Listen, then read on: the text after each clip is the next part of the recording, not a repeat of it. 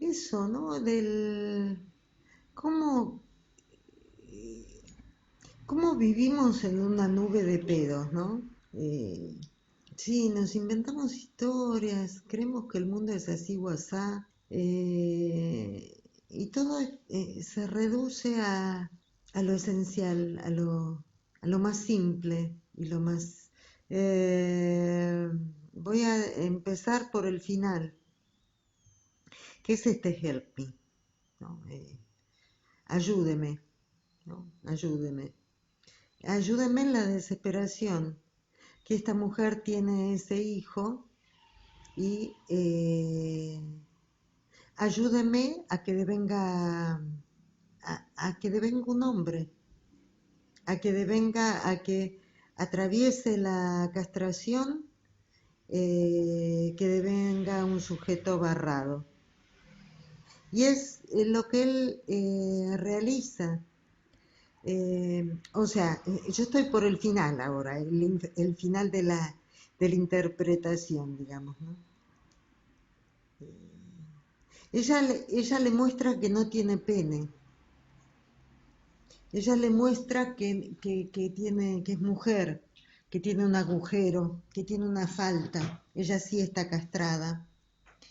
Eh, digamos, insisto, esto es la esencia, la lectura más profunda que puedo hacer de este cuento y después voy a hacer el camino a la inversa. Entonces, tiene ese hijo que por el tamaño que tiene, la altura, el lugar que ocupa, es como que es un chico todavía, si bien era alto y grandote. Eh, entonces lo que ella le está pidiendo es, por favor, eh, sea el padre, sea el padre imaginario, eh, cástrelo, por así decir, márquelo, hágale una marca del padre, porque estoy desesperada. Eh, lo convoca a eso, ¿no? O sea, pensemos en la horda primitiva, en esas mujeres que lograban salvarle la vida a los hijos porque los hijos eran castrados y arrojados fuera de la tribu, de la horda. Eh, entonces, él tiene que jugar ese rol de padre imaginario y lo va a golpear y va a salir sangre, va a producir una herida. Comprueba esto que él es un chico porque está llorando en el piso y la madre ante no crueldad, ¿cómo se dice? Brutalidad de la escena, lo maldice, llora y demás. Pero a lo que fue convocado fue a eso, porque ella no podía ser padre, digamos, no podía ponerle, eh, marcarlo, ¿no? Y entonces a él le tocó eso, le tocó ser ese padre imaginario que castra al hijo. Entonces decía cómo es la vida, cómo nosotros todos nos vivimos eso, en una nube de pedos, ¿no? Eh, inventándonos historias, cosas, complicándolas por acá y por allá, y pito y flauta. Y todo se reduce a eso, a algo tan simple y que, bueno, y es muy difícil, ¿no es cierto?, lograrlo. Esto, ¿no? De eh, poner un límite, eh, poner el límite, castrar, ¿no? De todo esto desde el psicoanálisis. Cuando digo que vivimos en una nube de pedos es porque eh, él, no recuerdo bien por qué es que viaja él está en Viena, ¿no? Está en las ciudades imperiales, está en Budapest, está en Viena y debe haber pasado por Praga probablemente. Son ciudades imperiales, son ciudades de reyes, eh, ciudades de donde eso, ¿no? O sea, está la idea del... A ver,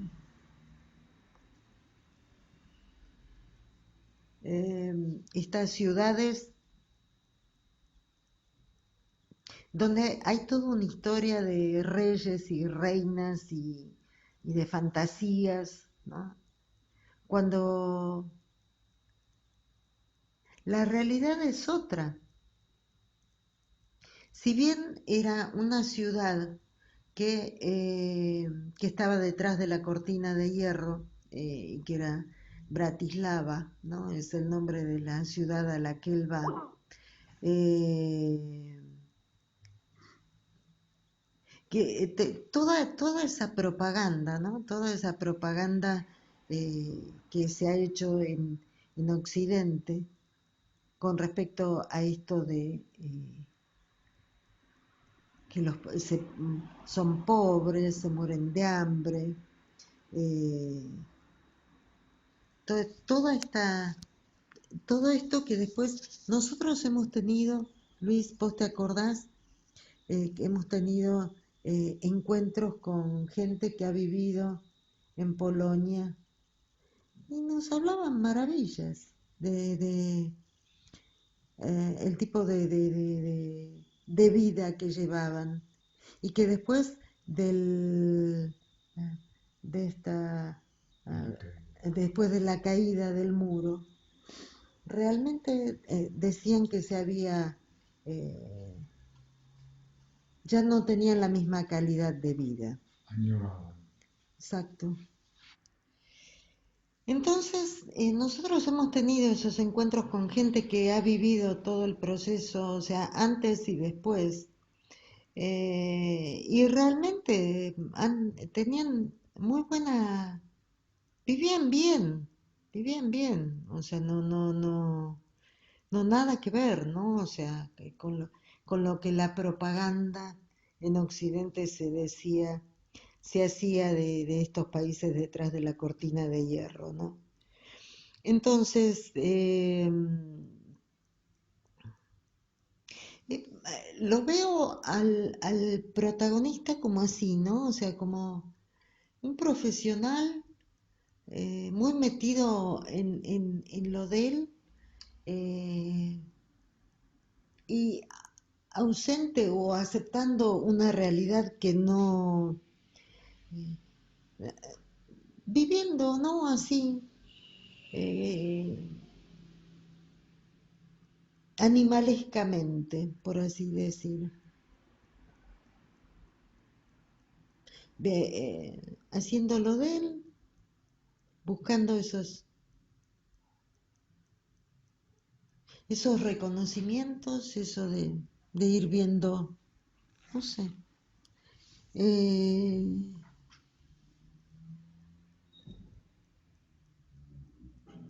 Porque fundamentalmente viene con la descripción de esta mujer mayor, ¿no? Que se está ofreciendo, eh, los prejuicios de él con respecto al hotel, ¿no? Demasiado lujoso para lo que yo hubiera esperado. ¿Por qué no? ¿Por qué Bratislava no va a poder tener un hotel lujoso? La descripción que hace del encuentro en la frontera es como si estuviera cruzando la frontera con los nazis, más o menos, ¿no? Mucho prejuicio tiene el protagonista este. Entonces lo veo así como el típico citadino, ¿no? Occidental, que cómodo, que no se ocupa de ver qué es lo que pasa más allá de sus narices y de sus intereses. Entonces, había un fulano en Europa que quería venía a Latinoamérica, porque quería ver las villas, a villas de emergencia, ¿no? O sea, como hacer turismo. Eh, qué cosa loca, ¿no? O sea, ¿en qué lugar estás parado? Que yo acá arriba, esta persona era de los países nórdicos, ¿no? Entonces, como que, sí, ¿no? O sea, los que estamos acá abajo, los sudacas y cómo vivimos y que esto que hablábamos al principio, toda esta cuestión del asistencialismo, todo este lugar que ocupaba Lady Di, la princesa, la esposa del príncipe de Gales, esta mujer que falleció hace unos cuantos años ya. Eh, claro, y son figuras que tienen que estar, ¿no? Tienen que estar en la sociedad, porque es esto, ¿no? O sea, no pueden, las clases bajas no pueden, son tontitos, les falta inteligencia, les falta no sé qué, entonces, bueno, la caridad, ¿no? Hay que darles. Y creo que es esa la actitud que tiene el protagonista, que él viene de las ciudades imperiales, Praga viene Budapest, y va a ver cómo viven, ¿no? Los inferiores. Esa es la sensación que me da. Y porque eh, porque esta mujer, sí, puede ser que se haya querido prostituir, pero nosotros hemos visto películas de estas, hay una película mexicana que son las prostitutas de la Merced, se llaman, la película esa, esas mujeres mayores que Las prostitutas viejas. las prostitutas viejas. Y es un encanto esa película, es un encanto porque eh, toda la sensualidad, toda la que está puesta en juego en eh, en estas señoras, porque son señoras, ¿no? O sea, cómo ellas es una profesión para ellas ser prostitutas y la, eh, cómo son serias y se preocupan por sostenerla, hacer bien su trabajo. Eso es lo que hacen, ese es el oficio que tienen. Y hay mujeres que son canosas, sí, que tienen canas, sí, pero si uno mira eh, una revista pornográfica de estas que de pronto muestran los genitales femeninos, masculinos y demás, hay que ver con qué ojos se mira eso. Porque si esos genitales son vistos con un velo del placer, con un velo de todo el placer que se podría lograr si estuviera gozando de esos genitales, sean masculinos, sean femeninos, no importa, que no es lo real de la anatomía, es la crudeza de lo real que nos dice Lacan, cuando no es velado, o sea, cuando no es cubierto por una transparencia, algo que sugerente, ¿no? Que uno sugiere. Y esa transparencia, bueno, sí puede estar en la ropa, ¿no? Pero fundamentalmente está en la mirada, fundamentalmente está en nuestros propios ojos, que lo vamos a ver desde ese lugar, ¿no? O sea, esos genitales, voy a gozar mucho con esos genitales. Entonces, la descripción que se hace de los genitales femeninos es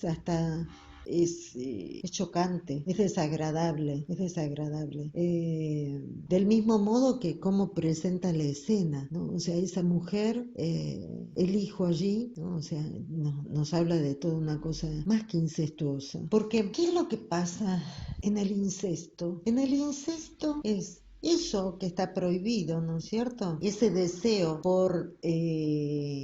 por uno de los progenitores o por alguno de los hijos, ese deseo, ese goce, ¿no? Que se tiende digamos, para un lado o para el otro. Eso es lo que tiene que estar vedado, ¿no? Tiene que estar limitado.